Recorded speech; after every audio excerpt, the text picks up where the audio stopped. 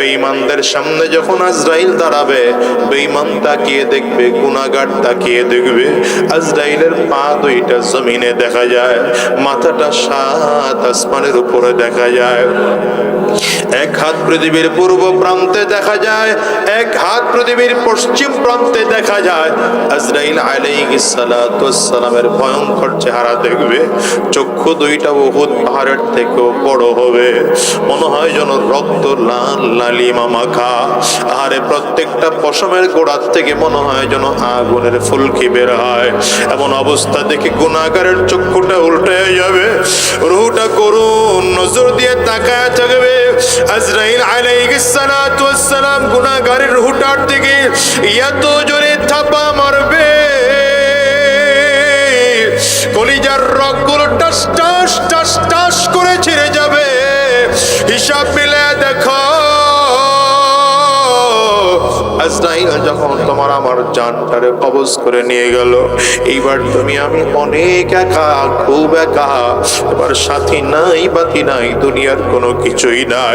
তোমার আমার দামি বিছানার থেকে টেনে টেনে নামায়া ফ্লোরের মধ্যে চাটাই বিছাইয়া ঘরের সব থেকে পুরাতন চাদর দিয়ে ঢেকে রাখলো।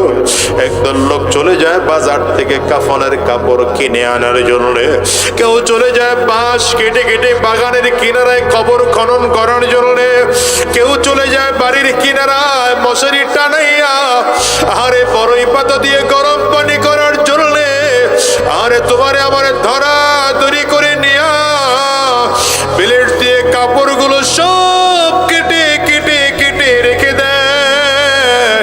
পানি, গরম পানি আর বড়ই পাতা মিশায় মিশায় গোসল করায়া, যত্ন সহকারে গোসল করায়া তিনটা কাপড় দিয়ে প্যাকেট বানায় মাথায় একটা বান দেওয়া হয়, পায়ের মধ্যে একটা বান দেওয়া হলো, কোমরের মধ্যে আর একটা বান দেওয়া হলো। এ বাজার বলো তো, তোমার আমার সবার ক্ষেত্রে এমন একটা দিন আসবে কি আসবে না বল? সুন্দর করে প্যাকেট বানায়া খাটিয়াটার মধ্যে শোয়া রাইখা মাঠে আমল নিয়ে আসলো জানাজা পড়ানোর জন্য। এবার নিচের লাশের দিকে নিজে একবারের জন্য তাকাও, কল্পনার জগতে গিয়া দেখো তোমার লাশটারে কেমন দেখা যায়। মাথা আছে, কোমর আছে, পা আছে, কিন্তু আর মাথা সোজা করে দাঁড়ানোর শক্তি নাই। কোমর তো ঠিকই আছে, কোমর সোজা করে বসার শক্তি আর নাই। পা তো ঠিকই আছে, এই পা দিয়ে হাঁটার মতো শক্তি আর নাই। আয় আল্লাহ, আমাদের মাফ করে দাও। মুসলমান রে, জানাজা কমপ্লিট করাইয়া তোমারে আমার সুন্দর করে নিয়া কবরের মধ্যে যখন আস্তে আস্তে করে নামাবে, একজন মাথার বানটা খুলে টপ করে লাফ দিয়ে কবর থেকে উঠে যাবে, আর একজন পায়ের বানটা খুলে তিনিও কবর থেকে উঠে যাবে, আর একজন মাজার বানটা খুলে সেও কবর থেকে উঠে যাবে। একটা একটা করে বাঁশ বিছানো শুরু হবে, বাঁশগুলো বিছায়া চাটাই বিছাইয়া একটার পর একটা মাটির চাকা দেওয়া শুরু হবে। এবার তোমার আবার কবর অন্ধকার, সবাই গিয়া ঘরে বাতি জ্বালাবে, তোমার আমার কবরে কেউ বাতি দেবে না। আমি আল্লাহ পাকের রুবুবিয়তের বাউন্ডারি ছেড়ে বের হয়ে যেতে পারবা না। আমি আল্লাহ পাকের গোলাম হওয়া ছাড়া তোমার দ্বিতীয় কোন রাস্তা তোমার জন্য খোলা নাই। বান্দা, খেয়াল করো, আমি আল্লাহ তাআলাকে রব মেনে নেওয়া ছাড়া দ্বিতীয় কোন রাস্তা তোমার জন্য খোলা নাই। বান্দা, তুমি যদি চাও তাইলে 5 বছর পরে পরে তোমার নেতা পরিবর্তন করতে পারো। এই মেম্বার পছন্দ না আর একজন বানাইলা, এই চেয়ারম্যান পছন্দ না জনগণ চাইলে আর এক পছন্দের চেয়ারম্যান বানায়। আল্লাহ বলেন, আমি আল্লাহ রে পছন্দ না করার কোনো সুযোগ নাই। মানলেও আমি আল্লাহরে মানতে হবে, না মানলেও আমি আল্লাহটা খেয়ে পরে তোমাকে বাঁচতে হবে। যে নামাজ পড়ে না ও খায় কাটটা, কথা কন না তো। যে রোজা রাখে না সেও খায় কাটটা, আইসরে বলো। যে জীবনেও সাজদা দেয় না সেও খায় কাটটা, বলো। কারণ আকাশ আল্লাহ পাকের দেওয়া, জমিন আল্লাহ পাকের দেওয়া, পাহাড় আল্লাহ পাকের দেওয়া, গ্রহ নক্ষত্র চন্দ্র সূর্য সব কাটটা।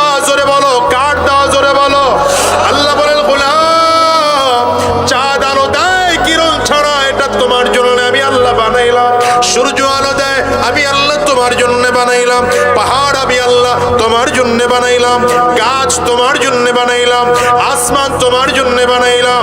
এমন গাছ আল্লাহ তাআলা দিলেন, কিছু গাছ আছে ফল দেয় কিন্তু ছায়া দেয় না, কিছু গাছ এমন আছে ছায়া দেয় কিন্তু ফল দেয় না, কিছু গাছ এমন আছে ছায়াও দেয় না ফলও দেয় না, কিছু গাছ এমন আছে ছায়াও দেয় ফলও দেয়, আছে না নাই জোরে বলেন? কিছু গাছ এমন আছে ফল খাওয়া যায় গাছ খাওয়া যায় না, কিছু গাছ এমন আছে গাছ খাওয়া যায় ফল খাওয়া যায় না, কিছু গাছ এমন আছে ফলটাকেও খাওয়া যায় আবার গাছটাকেও খাওয়া যায়। আল্লাহ বলেন বান্দা তোমার জন্য বানাইলাম। আর আপ বলেন গোলাম এবার তাকে তাকে দেখো, যত জায়গায় পানি আছে, সাগর নদী খাল বিল, আমি আল্লাহ সব জায়গায় তোমার জন্য মাছ বানায় দিলাম, রং বেরঙের মাছ দিলাম। কত মাছ, এক এক মাছের মধ্যে এক এক রকম মজা, নদীর মাছের এক এক রকম মজা, সাগরের মাছে আরেক রকম মজা, খাল বিলের মাছে আরেক রকম মজা। আল্লাহ বলেন বান্দা এটাও তোমার জন্য বানাইলাম। আবার কত পশু প্রাণী আল্লাহ তাআলা বানাইলেন, দেখো তো তাকা। কিছু পশু আছে বান্দার জন্য খাওয়া হালাল, কিছু পশু আছে বান্দার জন্য খাওয়া হারাম, কিছু পশু আছে বান্দাকে দুধ দেয়, কিছু পশু আছে বান্দাকে ডিম দেয়। আল্লাহ বলেন এটা সব তোমার জন্য বানাইলাম। কেন বানাইছি জানো? এই সব সব মখলুক গুলো গোলামি করবে তোমার, আর তুমি গোলামি করবা আমি আল্লাহ। বলো তুমি আমি গোলামি করব কার? আর জোরে বলো কার? আল্লাহ তাআলা চাই না, চাওয়া না চাই নাই আল্লাহ পাকের কাছে। অনেক মানুষ তো চাইয়াও পায় না, আমরা তো আল্লাহ পাকের কাছে চাই নাই। তাকায় দেখো না কত মানুষ আছে, চোখ আছে চোখ দিয়ে দেখতে পায় না, কান আছে কান দিয়ে শুনতে পায় না, হাত আছে হাত দিয়ে ধরতে পারে না। কত মানুষ এমন আছে পা আছে পা দিয়ে চলতে পারে না, প্যারালাইজড করে আল্লাহ বানাইছে। আল্লাহ বলেন গোলাম আমি আল্লাহ তোমার সুস্থ বানাইলাম, চোখ দিয়ে দেখার শক্তি দিলাম, কান দিয়ে শুনবার শক্তি দিলাম, হাত দিয়ে ধরবার শক্তি দিলাম, পা দিয়ে চলবার শক্তি দিলাম, ব্রেন দিয়ে সুস্থ চিন্তা করবার শক্তি দিলাম, জবান দিয়ে জবান খুলে খুলে কথা বলবার শক্তি দিলাম। শুধু তাই নয় রে গোলাম, আমার মালিক বারবার করে ডেকে বলেন বান্দারে তুমি যখন তোমার মায়ের গর্ভের মধ্যে ছিলা, মায়ের গর্ভে যখন একটা ফোঁটা নাপাক পানি মায়ের গর্ভের মধ্যে চলে গেল, আমার আল্লাহ ওই দিন থেকে জানো ফেরেশতা রেগুলার তোমার আমার জন্য দায়িত্ব দিয়ে পাঠায় রাখছেন ৭০,০০০ করে ২ শিফটে ১,৪০,০০০ ফেরেশতা ওই সময় থেকে তোমার আমার জন্য পাহারাদার দায়িত্ব নিযুক্ত করে রেখেছেন আল্লাহ। ৭০,০০০ ফেরেশতা ফজরের সময় আসে, সারাটা দিন তোমাকে আমাকে পাহারা দেয়, সারাদিন পাহারা দিয়া মুসলমান আবার সন্ধ্যার সময় আরেক দল ফেরেশতা আসে, এরা সারা রাত ধরে তোমাকে আমাকে পাহারা দেয়। আল্লাহ বলেন বান্দা তুমি ঘুমাও, লা তাখুযুহু সিনাতুন ওয়ালা নাওম, আমি আল্লাহ ঘুমাই না, আমি আল্লাহ জিমানিটো পর্যন্ত দেই না, আমি আল্লাহ তোমার দিকে তাকায় তাকায় থাকি। এই বান্দা খেয়াল করো, মায়ের গর্ভে আল্লাহ তাআলা ধীরে ধীরে ধীরে লালন পালন করতে করতে 10 মাস 10 দিন হয়ে ওই ছোট্ট ছোট্ট ফোঁটাটা পানির ফোঁটাটাকে লালন পালন করতে করতে জমাট রক্তের মতো বানায় ফেললেন আল্লাহ। 40 দিন পরে আবার লালন পালন করে করে আমার আল্লাহ চাপানো গোশতের টুকরা বানায় ফেললেন। আবার 40 দিন পরে ধীরে ধীরে আল্লাহ তাআলা রূহ দিলেন। এবার এই রূহ থেকে আস্তে আস্তে করে হাত বের হয়, আস্তে আস্তে পা বের হয়, আস্তে আস্তে পেট পিঠ মাথা বের হয়, আস্তে আস্তে জবান হয়, নাক মুখ হয়। আল্লাহ বলেন 10 মাস 10 দিন তোমার মায়ের গর্ভের মধ্যে দেখো, যেখানে ডাক্তারের ডাক্তারি চলে না, ইঞ্জিনিয়ারের ইঞ্জিনিয়ারিং চলে না, অ্যাডভোকেটের অ্যাডভোকেটগিরি চলে না, ব্যারিস্টারের ব্যারিস্টারগিরি চলে না, দুনিয়ার কোনো বুদ্ধিজীবীর বুদ্ধি চলে না, মায়ের গর্ভে আল্লাহ সন্তানটাকে কুদরতি হাতে লালন পালন করে চমৎকার একটা সন্তান বানায় কত সুন্দর চেহারা দিলেন আমার আল্লাহ, চোখ দিয়ে দেখার শক্তি দিলেন, কান দিয়ে শুনবার শক্তি দিলেন। মুসলমান রে, এবার আল্লাহ তাআলা চমৎকার একজন মানুষ বানায় মায়ের গর্ভের থেকে দুনিয়ায় আনলেন। আল্লাহ বলেন, গোলাম এবার তাকিয়ে তাকিয়ে দেখো, দুনিয়ায় তুমি যদিও একা, কিন্তু আমি আল্লাহ তাআলা তোমার দিকে সব সময়ের জন্য কুদরতি নজর দিয়ে তাকাই। তোমার পাহারাদারের জন্য 2 শিফটে 1,40,000 ফেরেশতা নির্ধারণ করে রেখেছি। এই দুনিয়ার মুসলমান, আস্তে আস্তে করে বড় হও। জন্মসূত্রে তোমাকে আমাকে আল্লাহ তাআলা মুখের মধ্যে দাঁত দেন নাই, দিছেন দাঁত? জন্মসূত্রে আল্লাহ তাআলা দাঁত দিলেন না, ছিল দাঁত ছিল? কেন দাঁত নাই বলো? দাঁত না থাকার কারণ হলো আল্লাহ তাআলা বুঝাইলেন, বললাম রে এতে মাত্র আসছো, পাকস্থলী খুব দুর্বল। এখন যদি তোমাকে আমি আল্লাহ দাঁত দেই, শক্ত খাবার খাইতে চাইবা, যেটা তোমার পাকস্থলীতে হজম হবে না। আমি আল্লাহ এই জন্য তোমার দাঁত দিলাম না। তোমার জন্য যতটুকু মায়ের বুক থেকে খানা নেওয়ার জন্য যা দরকার আমি আল্লাহ তাআলা সেটাই তোমারে দিলাম। একজন বান্দা জমিনে আসার পরে মায়ের কাছে আল্লাহ তাআলা এমন খানা দিলেন, যে খানা বেশি গরম না, যেই খানা বেশি ঠান্ডা না, যেই খানা বেশি পাতলা না, যেই খানা বেশি ঘন না, যেই খানা বেশি নরম না, যেই খানা বেশি ঠান্ডা না, যেই খানা বেশি ঠান্ডা না, যেই খানা বেশি গরম না। আমার আল্লাহ তাআলা বলেন, গোলাম এমন খানা দুনিয়ার গোটা দুনিয়ার ডাক্তাররা গবেষণা করে এরপরে ল্যাব থেকে মিলা পরীক্ষা নিরীক্ষা করলেও এমন খানা তোমার জন্য তৈয়ার করতে পারবে না। আমি আল্লাহ এই খানা তোমার জন্য রেডি করেছি। ধীরে ধীরে ধীরে তুমি বড় হও। এখন যখন 1 বছর 1.5 বছর হয়ে গেল, মুখের মধ্যে ছোট ছোট অল্প কয়েকটা দাঁত আসলো। কেন? বলে বান্দা এখন আগের তুলনায় পাকস্থলীটা একটু শক্ত হলো। এখন চাইলে মা যদি ওই গোশত সিদ্ধ করে হাত দিয়ে তোমার নরম করে দেয়, তাইলে একটু চাবায়া চাবায়া খাইতে পারো। খিচুড়ি রান্না করে দিলে চাইয়া খাইতে পারো, একটু আলু সিদ্ধ করে দিলে খাইতে পারো। আগের তুলনায় পাকস্থলী একটু সবল। এইবার বান্দা আস্তে আস্তে বড় হয়। 2-2.5 বছর যখন হয়ে গেল, এবার মুখের মধ্যে দাঁত ছোট ছোট দাঁতগুলোতে পড়ে গেল। এখন চাইলে ছোট ছোট বিস্কুটের টুকরা চাবায়া চাবায়া খাইতে পারো। কেন বান্দা? আগের তুলনায় পাকস্থলী আর একটু শক্ত করে দিলাম।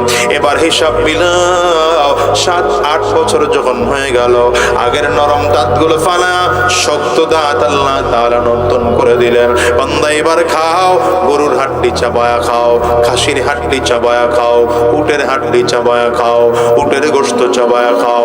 খাও বান্দা, সব তোমার জন্য দিলাম। এই বান্দা, সব নিয়ামতগুলো ভোগ করার পরে আমি আল্লাহ কি চাই জানো? 10 বছর 12 বছর 14 বছর 15 বছর পর্যন্ত 1 ওয়াক্ত তোমার কাছে নামাজ আমি চাই নাই, তোমার জন্য নামাজ ফরজ করি নাই। কারণ বালিগ হওয়ার আগ পর্যন্ত কোন মানুষের প্রতি 1টা ওয়াক্ত নামাজ ফরজ না, রোজা রাখা ফরজ না। আল্লাহ বলেন, আমি আল্লাহ তোমার কাছে নামাজ চাইলাম না। তখন যদি পড়ো তো ভালো, না পড়লে আমি আল্লাহ তোমার আমলনামায় গুনাহ দেব না। কিন্তু যেদিন তুমি বালিগ হয়ে গেলা, এখন আমি আল্লাহ পাকের কাছে তুমি একজন সুস্থ সবল যুবক মানুষ। এই বান্দা, এখন তোমার কাজটা কি জানো? এখন তোমার ব্রেনটাও সবল, তোমার শরীরটাও সবল, তুমি চলতে গিয়েও সুন্দর করে চলতে পারো। তোমার চোখের মধ্যে আকর্ষণ আছে, তোমার কথা বলার মধ্যে আকর্ষণ আছে। বান্দা, এবার সব দল তোমারে ডাকে, সব দলের কাছে তোমার মূল্য আছে। আমি আল্লাহ তোমারে ডাকি,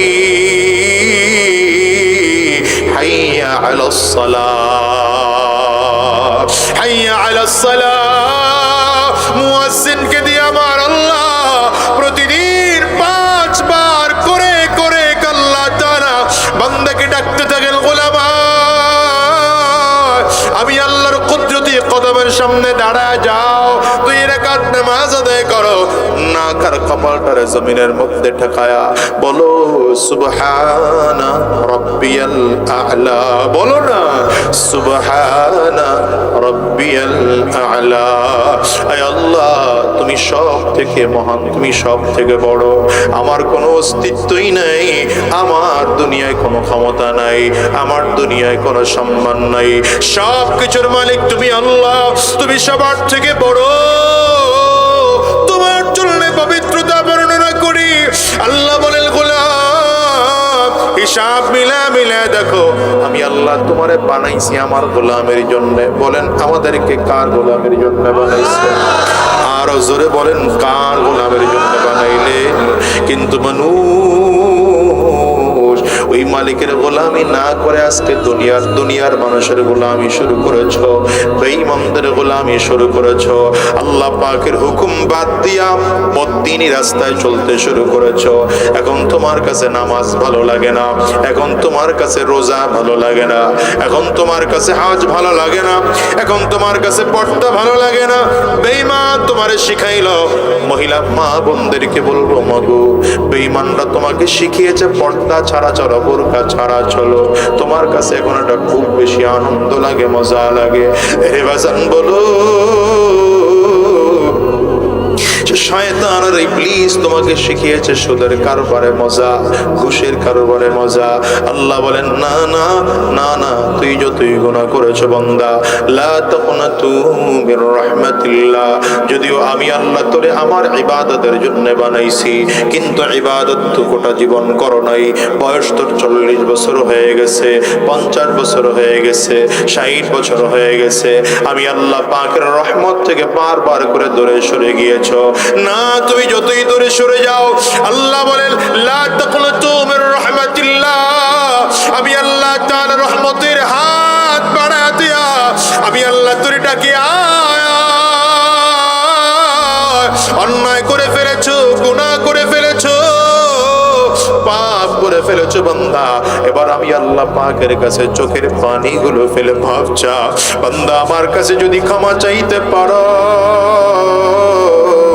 আমি আল্লাহ তোর জিন্দেগির সব গুনাহগুলো মাফ করে দেব। আমার দুনিয়ার মুসলমানেরা কত দয়ার মালিক জানো? তোমার আমার জন্য আল্লাহ প্রতিদিন রাতের শেষ ভাগে আমার আল্লাহ তাআলা প্রথম আসমানে আসেন, এসে বান্দাকে ডাকতে থাকেন, আলা মিন মুস্তাগফিরিন ফাগফির আলা, আলা মিন মুস্তারজিকিন ফারজুকা, আলা মুবতালিন ফাউআফিয়া। এর বান্দা কে আছো? মুসিবতের মধ্যে পড়ে গেছো, আমি আল্লাহ তাআলাকে বলো, আমি আল্লাহ তোমার মুসিবত দূর করে দেব। কে আছো বিপদের মধ্যে পড়ে গেছো, আমি আল্লাহ তাআলাকে বলো, আমি আল্লাহ তোমার বিপদ দূর করে দেব। কে আছো গুনাহ করে ফেলেছো, আমি আল্লাহর কাছে বলো, আমি আল্লাহ তোমার জিন্দেগির গুনাহ মাফ করে দেব। কে আছো রিজিকের অভাবের মধ্যে পড়ে গেছো, আমি আল্লাহরে বলো, আমি আল্লাহ তোমার রিজিকের সকল অভাবগুলো দূর করে দেব। বাজান রে, অনুরোধ করে গেলাম, কয়দিন এই জমিনে থাকবো বলো তো? আজ আসি আগামীকাল এই জমিনের মধ্যে থাকবো এমন কোনো গ্যারান্টি নেই। গুনাহগার হয়ে মালিকের আদালতে দাঁড়ানো যাবে না, গুনাহগার হয়ে জমিন থেকে বিদায় নেওয়া যাবে না, বেঈমান হয়ে জমিন থেকে বিদায় নেওয়া যাবে না। ঠিক না বেঠিক? জোরে বলো। হিসাব মিলে দেখো, দুনিয়াতে আসার সিরিয়াল আছে, যাওয়ার কোনো সিরিয়াল নাই রে বাবা। এই দুনিয়া আসার সময় আগে দাদা আসে, তারপরে বাবা আসে, তারপরে সন্তান আসে। যাওয়ার সময় এমন হয়, দাদা দুনিয়ায় থাকে, নাতি জমিন থেকে বিদায় হয়, বাবা দুনিয়ায় থাকে, সন্তান জমিন থেকে বিদায় হয়। এমন হয় কি হয় না? একটু আওয়াজ করে চিল্লায় বলো। আজকের ময়দানটার দিকে একটু তাকাও, তাকায় দেখো কত মানুষ যেন এখানে আছে, ঘরে মা নাই, কত মানুষ যেন এখানে আছে, ঘরে বাবা নাই। আমি আজাদির ঘরেও আমার মা নাই রে বাজার। আজকে 20টা বছর হয়ে গেল আমি আমার মাকে হারায় ফেলছি। আমার পর্দার আড়ালের কত মা আর বোন যেন আছে, যারাও তাদের মাকে হারিয়ে ফেলেছে। এই বাজার, আজকের এই মজলিসের মধ্যে কার কার ঘরে মা নাই? হাতটা উঁচা করে দেখ।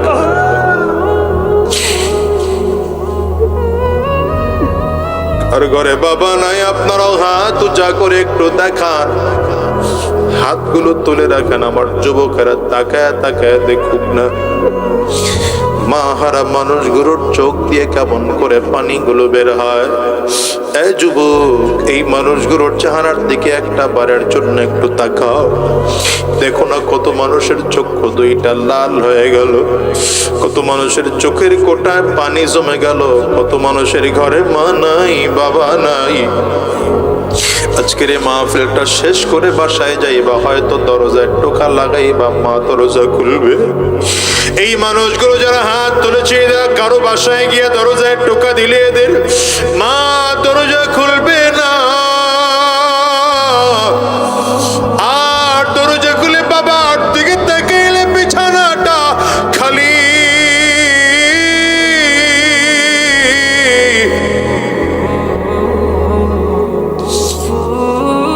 কি দিয়ে তোমাদেরকে বুঝাবো জানি না। এই মজলিসটার মধ্যে যাদের ঘরে মা আছে, যাদের ঘরে বাবা আছে, তাদেরকে বোঝানো যাবে না। এখন কোন মানুষ যদি থাকেন যার ঘরে মা নাই, যার ঘরে বাবা নাই, সে বুঝবে আজকের কথাগুলো আমি কি বুঝাতে চাইলাম। যেমন করে তোমার মা জমিন থেকে বিদায় হলো, যেমন করে তোমার বাবা জমিন থেকে বিদায় হলো, এমন একটা দিন আসবে তোমাকে আমাকেও জমিন থেকে বিদায় হওয়া লাগবে।